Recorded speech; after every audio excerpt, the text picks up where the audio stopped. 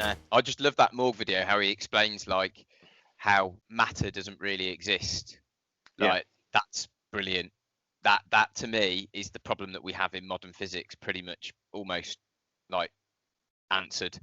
If you think about it and you think about the mind is just a sinusoidal wave function, and then the universe is a manifestation of all of the consciousness within it that creates the material world, the matter. It makes complete sense. Got a couple of problems with this theory. People saying that reality isn't physical, but instead is based on a code. But if that's true, how come there aren't any glitches? How come you don't hit the edge of the map, so to speak?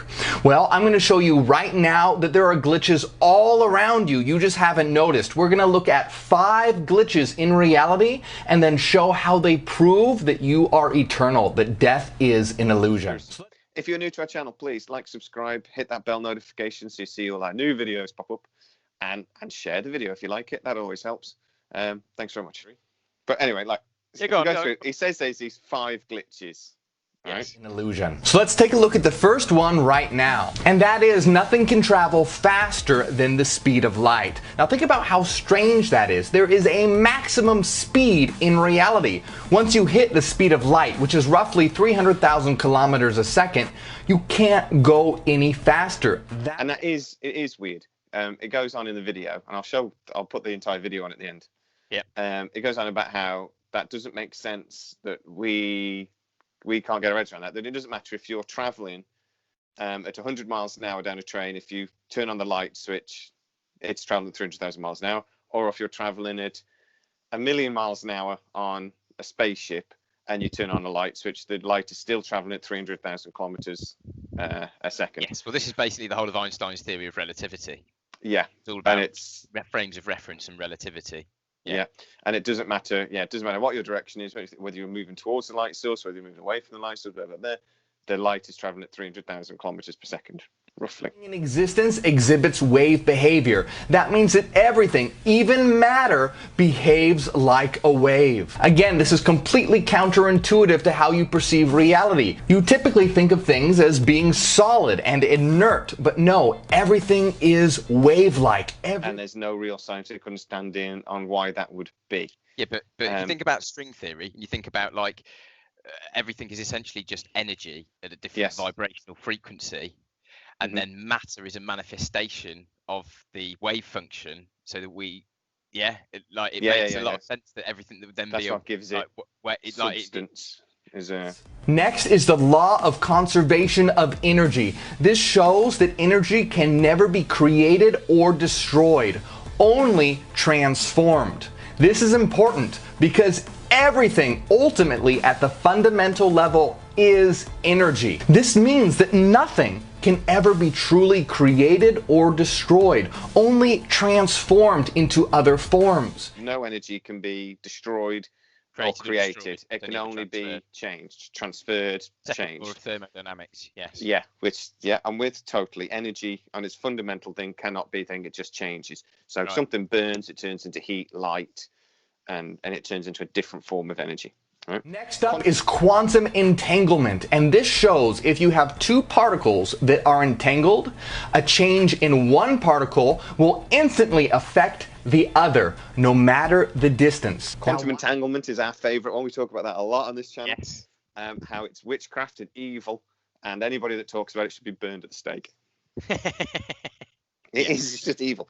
But so you can have 2 particles coming out of the same source, and regardless of their distance, they become entangled, and it's regardless of the distance. If one does something, the other one seems to know about it. This defies the initial law of sort of nothing can move faster than the speed of light, because regardless of the distance, again, these things can be a galaxy apart, these particles, and they were still in communication somehow instantly. That shouldn't be possible. No. I like his video game analogy though, where he says, like, if you think about like a video game, and he says that there's 2 points that are separated by a vast distance in the physical world that the programming has created, but technically, it's only a program. The distance isn't really real, and therefore, they can communicate because it's in instantaneously. the background. Singularities. Now, singularities exist at the very center of black holes. A singularity is a point which contains an unfathomably huge mass in an infinitesimal point. All physical laws seemingly break down at this moment. They are the ultimate glitch. But I think that's kind of old Big Bang theory. Yeah, but hold on. But then technically, doesn't the whole theory of the Big Bang violate the second law of thermodynamics? Well, that's what he says in the video. Is that then you're creating matter? Yes. I think that's slightly old version of the Big Bang theory. My understanding of the most up to date is that we had a big expansion rather than a Big Bang, and that we had an injection of heat and pressure, and that was what but the expansion matter. But initially it was just started 30 nanoseconds after the universe came from a singularity. So the theory is that everything came from nothing. That is the Big Bang theory. I think that's the old Big Bang theory. I'm not sure that is what they currently believe. No, that is what they currently believe. They say it comes from a singularity, and a singularity is a infinitely small point, infinitely dense. I didn't think it came from a singularity anymore. There is some theory about there's big crush and big bangs and there's actually a constant merry-go-round of universes. Another one was that these bubbles, and that it actually comes from, there's a dimensional theory on where membrane theory on where the galaxies come from, that you get dimensions. The Big Bang was caused when two dimensions hit each other. So again, it didn't come from nothing. But I mean, Stephen Hawking's always used to say, I can describe everything up to 5 seconds after the Big Bang. I can describe the entire universe up until 5 seconds after the Big Bang.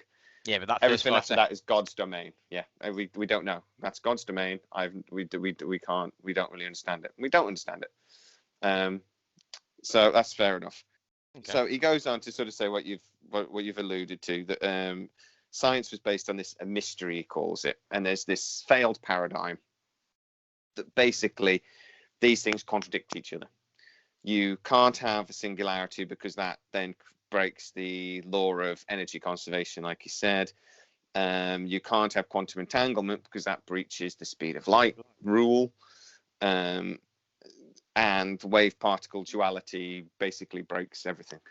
And this is why they can't find a unified equation that sums up the entire universe. Yeah. They can't bring in gravity with electromagnetism. They just can't, with the strong, with the nuclear force. To be honest, everything he said was very correct. Well, I mean, like you said, there's a massive problem in physics, isn't it? That the weak and strong magnetic forces don't compare to gravity. There should be a triangle of force, but gravity is like 10,000 times weaker or something than the magnetic forces. Mm-hmm. And that nobody understands that. That's one of the reasons why we've brought dimensions into it. And so maybe gravity leaks through dimensions, and that's why it is equally powerful, but we only see a tiny fraction of it. See, I think that the particle model that we've developed in physics is just our way of understanding. Mm-hmm. We've created that model. Do particles really exist, or is everything just a wave function? I'm tending to lean towards that, to be honest. Well, we know some particles exist because we smash them together and they break and more particles fall out. Yeah, but are they particles, or are we just smashing together two wave functions? Okay. I think we can see them to a point, can't we? Can't we? Some of our well, in the Large Hadron Collider, Geneva, that's what they do. They do accelerate particles, subatomic particles, and collide together, with each other. Yeah, and see what happens when they come out. So I don't know. It's a very interesting food for thought. He talks about reality is patterns and patterns of coding, and if you get your head out of the physical. Which, I mean, that's a lot of the problem with quantum mechanics, isn't it? You need to get your head out of the physical. You need to get your head out of flesh and bone and solid matter and get your head into something is alien to that completely. Well, just look at the technological advances that the quantum mechanics has given us over the last 30 years or whatever, ridiculous in terms of the electronic technology that we now have today. And that's all based on basically the principle that he's saying, that you need to ignore the physical and focus on we live in a. So he talks at one point like it's he uses that, like you said, that computer game analogy quite a lot.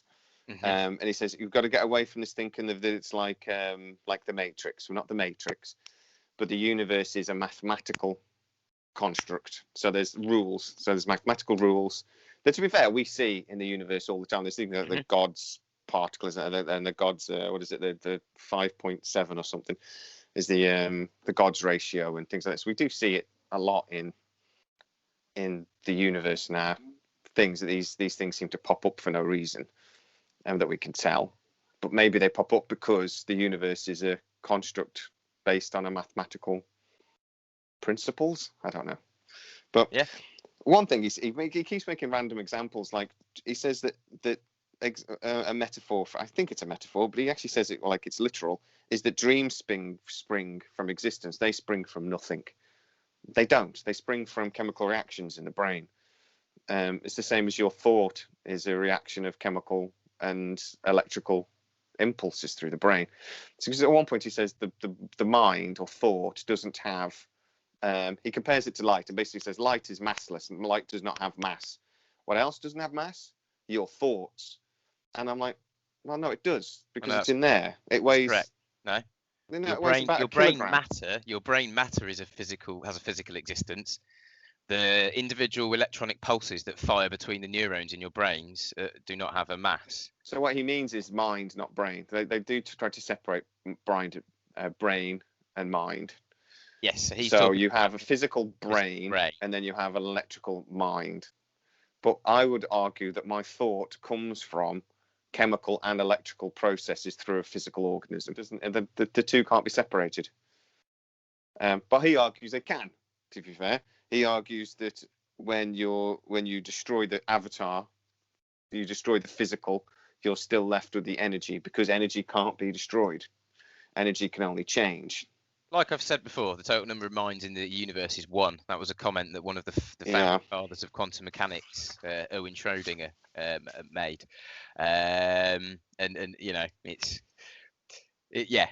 total number of minds in the universe is one. And when you you leave this planet, when your avatar on this planet ceases to exist, your consciousness just returns to the universe, to the one consciousness. Yeah. So is the one consciousness God? Because No. obviously we didn't exist when the Big Bang went off. There was no life that we know of, physical life. So the physical life would be a manifestation of the original consciousness. But are we talking about a consciousness, or are we just talking about energy, or what are we actually? Again, am I getting locked down in my physical thought, in that I'm trying to think of this as a literal? If you use the word consciousness, that then means that thing must be conscious. That's what it means. It's conscious of itself. It's conscious of its own existence. So if matter is a construct of that initial consciousness, that light turning into matter is a manifestation of consciousness, there must have been a conscious energy to begin with. Well, we're kind of it's difficult. We're kind of like the idea is we're kind of like we are light beings, and you know, like all the ancient religions, they talk about it's particularly Buddhism. Was it Siddhartha Gautama's enlightenment? And a lot of these religions and a lot of these monks, they become enlightened. Is that perhaps them enlightened? They've realised that they are light beings. They are just energy that is manifested in this physical presence at this time. I think that's a bit of a leap. Well, maybe, but that's what I suppose I like. I'm going down the route of I like to believe. It's a literal. I mean, taking a word in literally.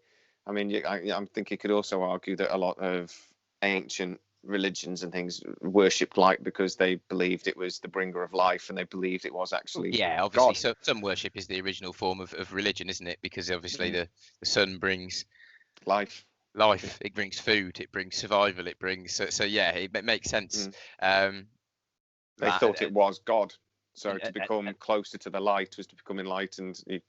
He does talk about, I do like that thing about how matter is broken light. I quite like that description. Yeah, I like that. In a way, that's kind of literal, and it's sort of like, I like you said, it's matter is sluggish thought was another thing he says. And again, it is like you've got this light, and matter doesn't come from light, but I don't know where that comes from. But the matter is much slower, much more sluggish, much more corporeal, and limited, and whereas light isn't. So do you think this is this just a nice thought experiment, a nice way of looking at it, or do you actually think this might be true? I actually think there might be some credence to what he's saying here. I just think our scientific understanding of things, we're delving into the mathematical constructs of the universe, but we really don't understand a lot about consciousness and where it comes from, and we're really in the early days, aren't we, scientifically, of understanding consciousness. So I wouldn't like to discount this theory, and it also ties up with the evidence that we have scientifically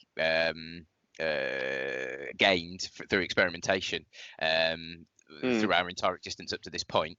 I think there's a bit of 2 + 2 = 5 going on myself. I think he's taken some points that are interesting and that we don't fully understand yet, and strangely created he has another video theory. Called 2 + 2 = 5, or 0 + 2 equals 5. Well, I think that might be relevant, because I think that's what he's doing. I think just because we don't understand something doesn't mean it's wrong. And some of these elements that he's talking about, these glitches, we just don't fully understand yet. Well, the interesting thing is... Sorry, go on. I say we understand more than we did 50 years ago, and we'll understand more in another 50 years. Maybe we'll go down this way and we'll realize actually that a lot of quantum mechanics is more does influence our lives more than we realize, and actually we have been wrong for the last 100 years. 100 years ago we believed something completely different to we believe now, and we had to completely Einstein came along basically and smashed the book up. Maybe somebody else will come along and smash it up again. Although it is quite interesting that we're still, a lot of modern physics is based off of Einstein's theory of relativity and theory of special relativity that are, coming up to being 100 years old science. And we haven't advanced or moved on from there. It's like with the rocket technology. Why haven't we moved on from rocket propulsion? We're still using the same rockets to put people into space that Hitler was using to bomb London in World War II. So again, that lack of development of technology. I'd argue that it's on an exponential curve, kind of makes me wonder. Some technology increases an exponential curve. I would argue that our understanding of special relativity and Einstein's theories is increased massively, and there's certain areas that Einstein was wrong and we've moved on from. Some elements have been proven, but as a fundamental basic, we've just improved on them. And rockets is the same example. We've improved on them. They're better, much better than they used to be, much safer than they used to be. But I do take your point that we've never moved on from him, and maybe we haven't moved on from Einstein because basically he was right. Well, there is, yes, of course, there is that. Yeah, obviously it's hard to disprove. If it's hard to disprove something over a long period of time, then the theory is probably relatively correct. I mean, we know flaws things like we've proven gravity now as a wave, and we've proven Einstein's special relativity on how gravity operates, because we've seen it, but that doesn't mean he's fundamentally right. But he might, like you said, we see the world, don't we? We try to create hypotheses and things that explain what we see. He might not be wrong, but he might not be right either. Does that make sense? You can see a bus without an engine in, and you can describe that as a bus, and you can be 100% right, but it hasn't got an engine in it, so it doesn't drive down the road. Do you know what I mean? So you're right that it's a bus, but you're also wrong that it's a bus because it can't transport. So actually, its purpose as a bus is useless. Its own motive power. Yeah. And you wouldn't know that. So maybe we're missing something, that we can see that it's a bus, but what we don't realize is we don't understand how the engine works. So we don't understand. There's something really fundamental to what the existence is that we don't understand, that we haven't seen. Well, we didn't know what dark energy. We still don't know what dark energy and dark matter is. It winds me right up when you see scientists talk about dark energy like we know what it is. We don't. We know it's there. We have no clue what it is. Yeah, they've just coined a phrase to basically say we don't understand this, and this we think makes up 70% of the universe. Oh yeah, but then they move on from it and start talking about, well, dark energy does this and dark energy does that, and it's fundamental to the universe. Because actually, you know what? You've just jumped over the first bit. What the? Do that bit first, and then tell me how it's fundamental to the creation of life. Don't just skip over the most important part. No, and they do that all the time. So. They do. The thing I was going to come on to mention that's quite interesting as well, though, is when people have psychedelics, they take psychedelics. They generally all tend to have the same experiences where they tend to, what's the word? They have, well, whether it's hallucinations or not, but they all seem to have the same hallucinations. They start seeing the world for its geometrical order and structure behind the visible, behind the matter, and that makes me, and the fact that they all have the same hallucinations on these, drugs or chemicals. It tends to make me think that it's not so much that they're hallucinating, but they're perhaps seeing into something that they're unable to see into. Beyond. They're seeing beyond the normal physical world, and that they're entering. Yeah. I'm not going to say that's wrong, but I would say there's another possibility. Yeah. In that the drugs make all of your synapses fire like crazy, and one of the side, but everyone's is going to, because we've all got the same brains, we've all got the same basic function. And if the synapses connecting your eyes to your brain start going crazy, it wouldn't surprise me that people saw the same sort of illusions, the same sort of geometry, because it's literally the diodes in the eye firing. Are they illusions? We've got cultures that have been taking hallucinogens for thousands upon thousands of years, and they tell us that it's to get closer to the their god or the creator. I don't believe in there being an actual god. I mean, if you actually think about it, like what the religious texts tell us about, the Abrahamic faith tell us about God. Oh, he's all knowing, he's all powerful, and he's all seeing. Well, all right then. Well, okay. So why can't God change 2 + 0 to equaling 5 then?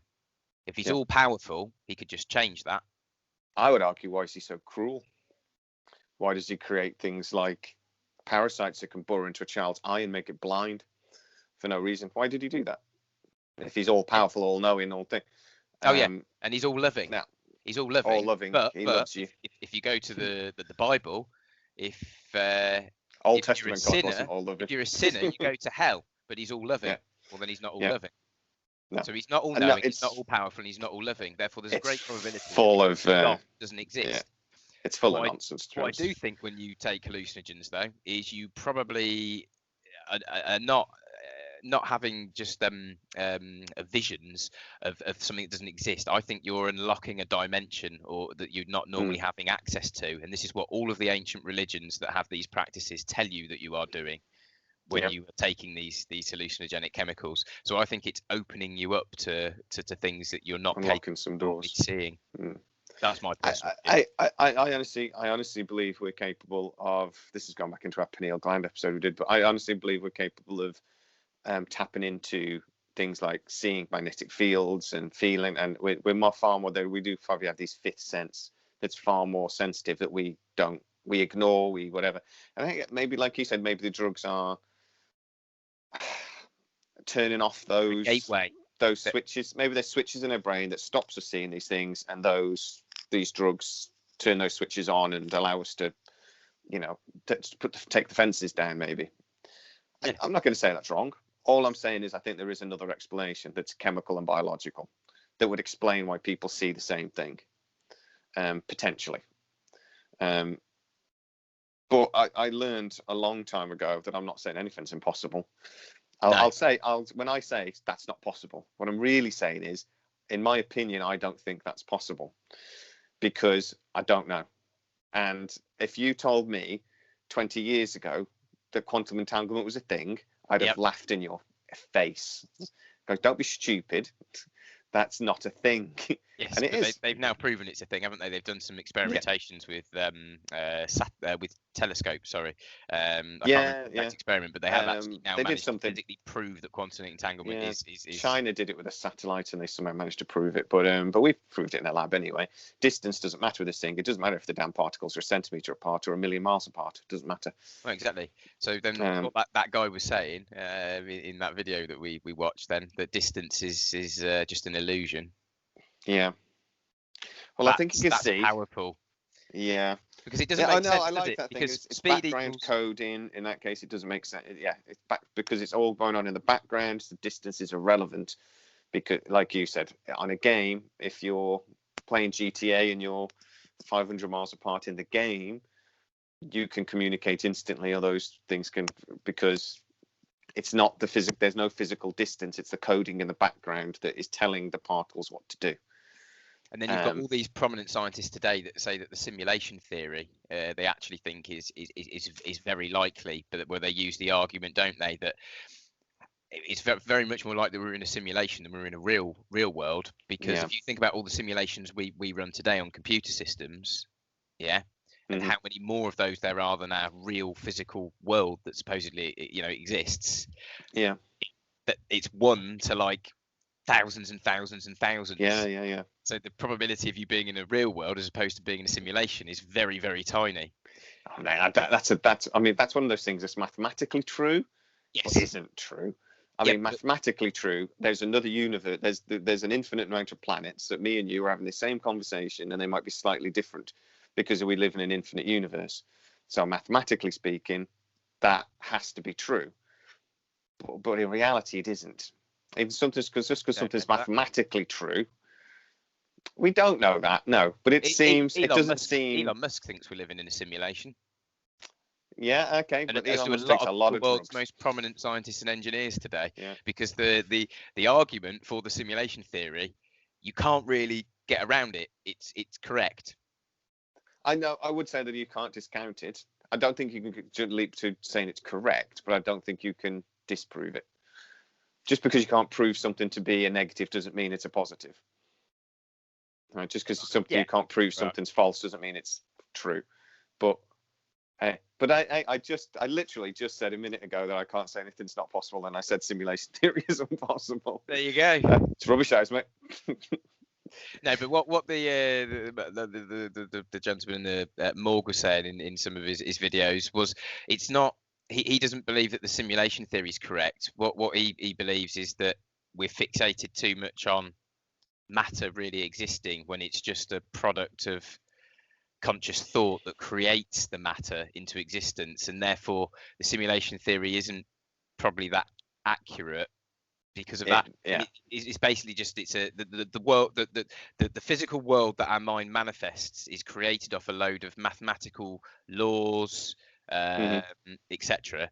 Mathematical laws and geometry, and therefore we observe that when we're looking at the universe, but then we have those five, the certain things that you can't really they don't sit into that law system. They don't sit into, do they? Yeah, like we were saying. Yeah, I mean the speed of light has a set amount because that's what's coded, sort of thing. That's what.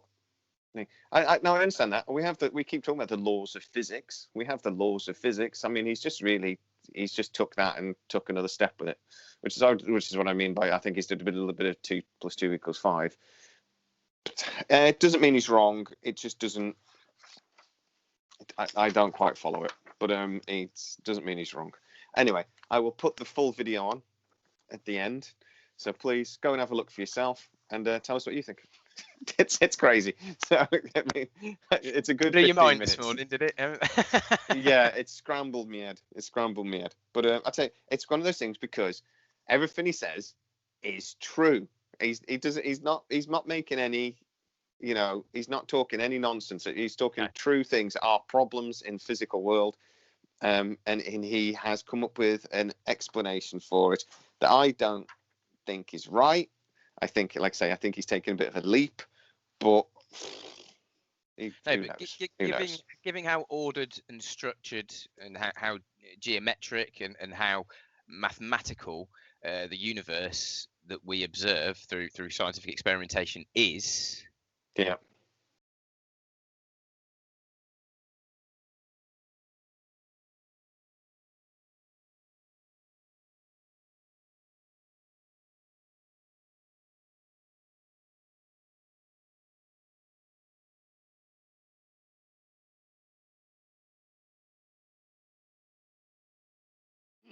So Yeah, normally, when you see a lot of the problems within a science being answered by a theory, a singular theory, that theory is worth Yeah. pursuing evidence for, because there is a Yeah. good likelihood that it will change the way we think.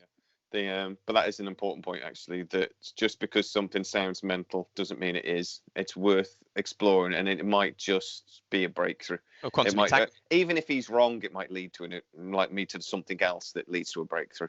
Exactly. Like you were saying, yeah. 20 years ago, you'd have laughed at people if they told you about quantum entanglement being real. Now we've proven Totally. it scientifically. Yeah. And there's lots of other things in quantum mechanics that it's witchcraft and evil as well. Indeed. And yeah. There's a lot of people saying that reality isn't physical, but instead is based on a code. But if that's true, how come there aren't any glitches? How come you don't hit the edge of the map, so to speak? Well, I'm going to show you right now that there are glitches all around you. You just haven't noticed. We're going to look at 5 glitches in reality and then show how they prove that you are eternal, that death is an illusion. So let's take a look at the first one right now. And that is, nothing can travel faster than the speed of light. Now think about how strange that is. There is a maximum speed in reality. Once you hit the speed of light, which is roughly 300,000 kilometers a second, you can't go any faster. That's it. That is the cosmic speed limit. This is completely counterintuitive to how we normally conceptualize speed. People tend to just pass over these things without really thinking about how crazy they are. I mean, really think about it. There is a cosmic speed limit. There's a certain speed that you just can't go faster. The speed of light is at 300,000 kilometers per second no matter what. If you're standing still and you turn on a flashlight, that light will travel at 300,000 kilometers per second. If you're on a rocket ship traveling at incredibly fast speeds and you turn on a light, the light will still be traveling at 300,000 kilometers per second. You cannot go faster than the speed of light no matter what. You hit a wall. Now what's the reason for that? Why is that? We're going to find out in just a second. But now let's look at the next glitch in reality. Wave-particle duality shows that everything in existence exhibits wave behavior. That means that everything, even matter, behaves like a wave. Again, this is completely counterintuitive to how you perceive reality. You typically think of things as being solid and inert, but no, everything is wave-like. Everything is in motion and in flux. Next is the law of conservation of energy. This shows that energy can never be created or destroyed, only transformed. This is important because everything ultimately at the fundamental level is energy. This means that nothing can ever be truly created or destroyed, only transformed into other forms. Everything is eternal, and energy at its most pure state is light. This is going to be very important to remember in a moment. Next up is quantum entanglement, and this shows if you have 2 particles that are entangled, a change in one particle will instantly affect the other, no matter the distance. Now, why is this important? Well, remember, nothing can travel faster than the speed of light. That means that these particles can't be sending a signal to each other, because if a signal were sent between them, time would be required to pass as the signal travels. But there is no time interval.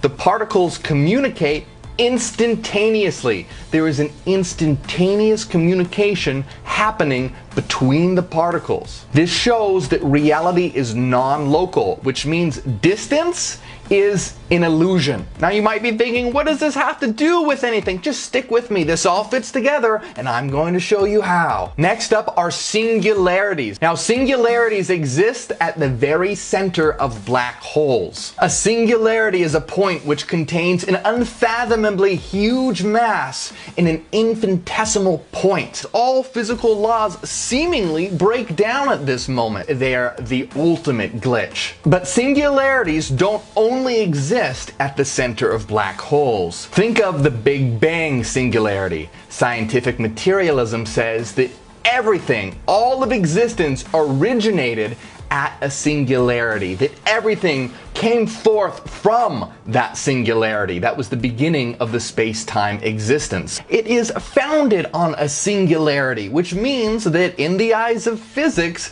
the Big Bang, the beginning of everything, according to them, is founded on a mystery.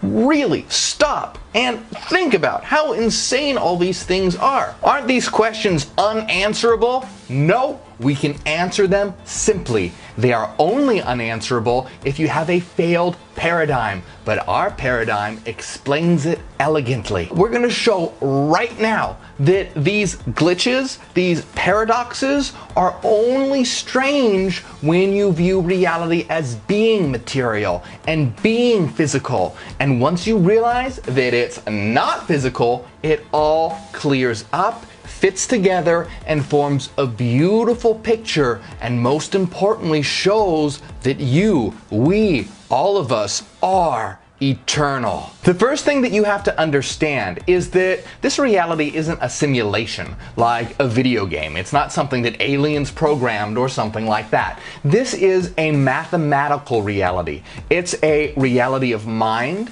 a shared dream, but it's all based on mathematical patterns. Now, this mathematical coding is why reality can seem like a simulation, because mathematics is very code-like. It follows structured rules just like a code. So keep this in mind, that reality is a mathematical reality of mind.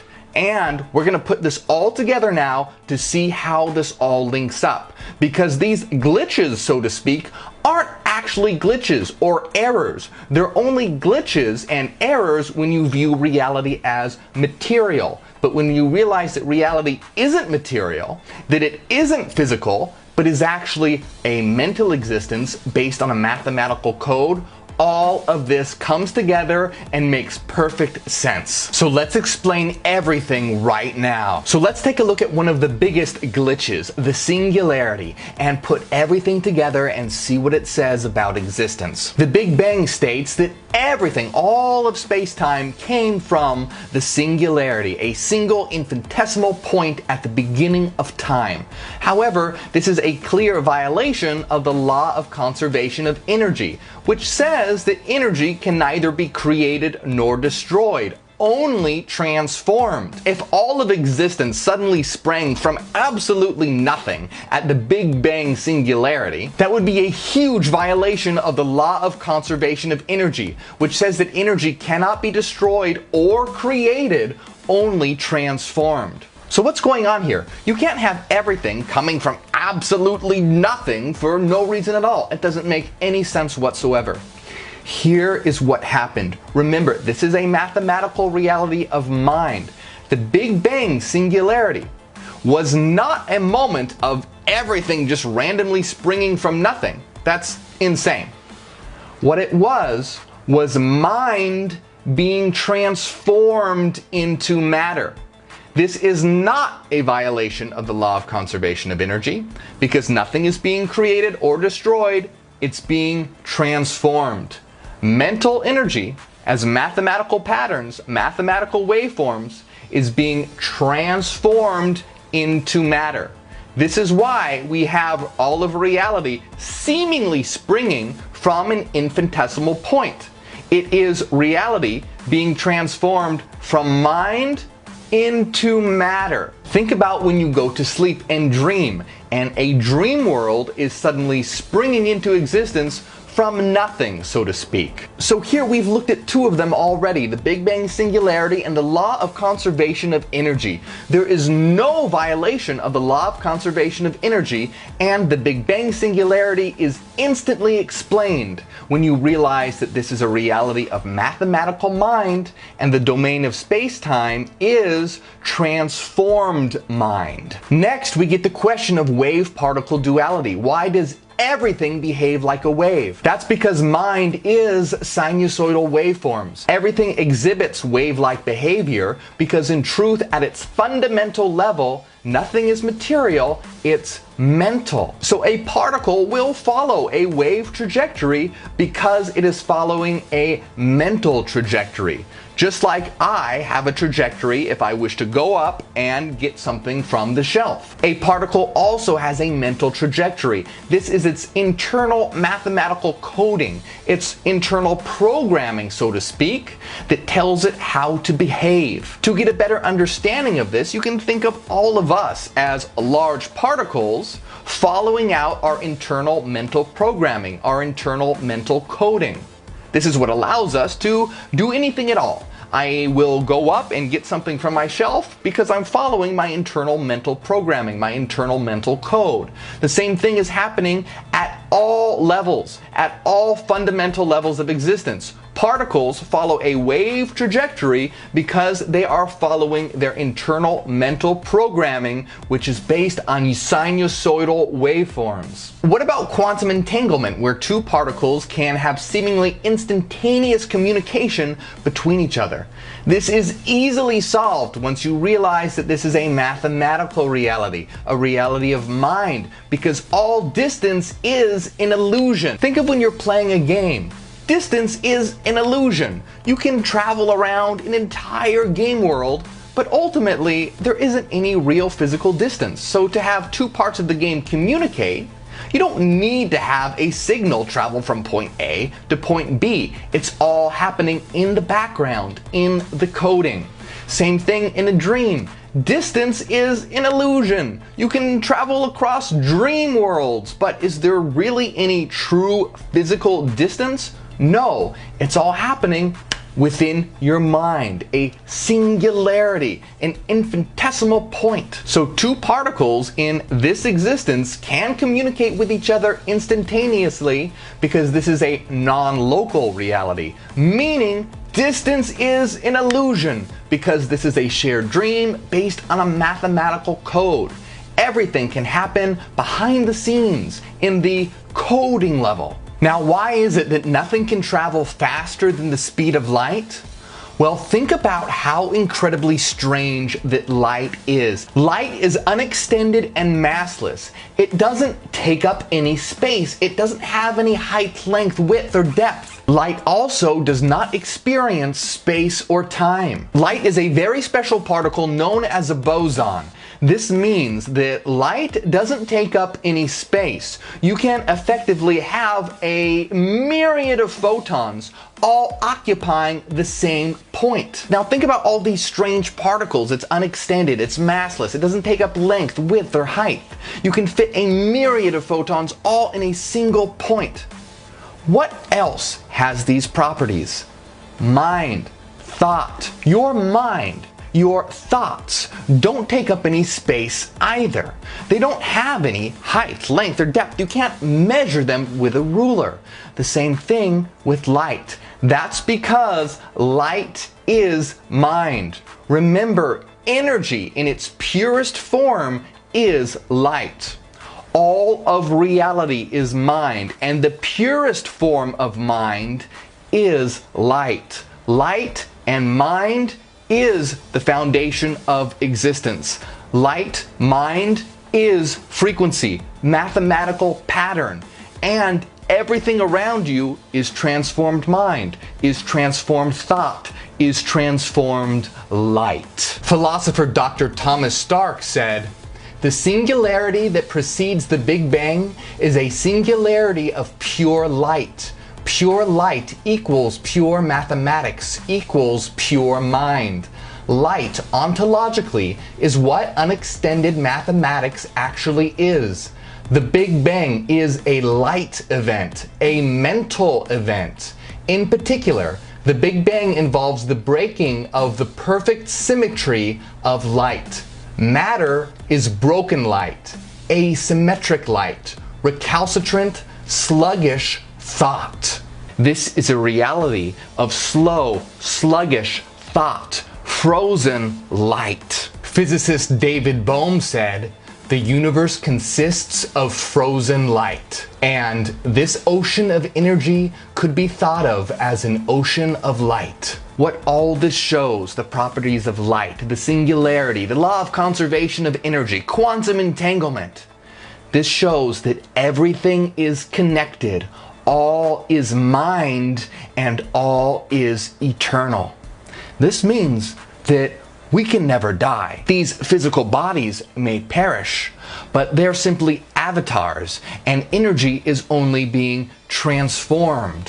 What you truly are is a being of mind, and mind is the fundamental, eternal substance of existence that can never be destroyed. You as an avatar may crumble, but you as a mind will exist and have existed for eternity.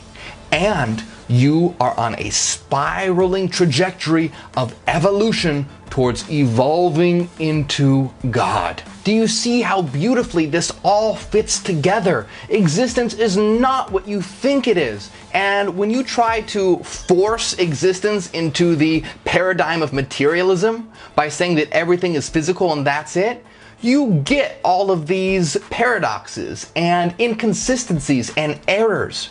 But once you accept that this is a mental reality, a mathematical reality, a shared dream that we all inhabit together, it all fits together perfectly. Singularities, wave-particle duality, the speed of light, quantum entanglement, all of it shows that this is a reality of mind, of mathematical mind, of waveforms, of frequencies, of sinusoids, all of it coming together and forming this existence, this shared dream that we all exist in together. It's time to wake up. It's time to remember. We have so much to do. It's time to get on it. This is just the beginning. Now, once you have understood this, a question that might come to you is, are we all one mind or are we individual minds? That's an incredibly important question, so make sure that you watch this video here where I answer it. Check out this video as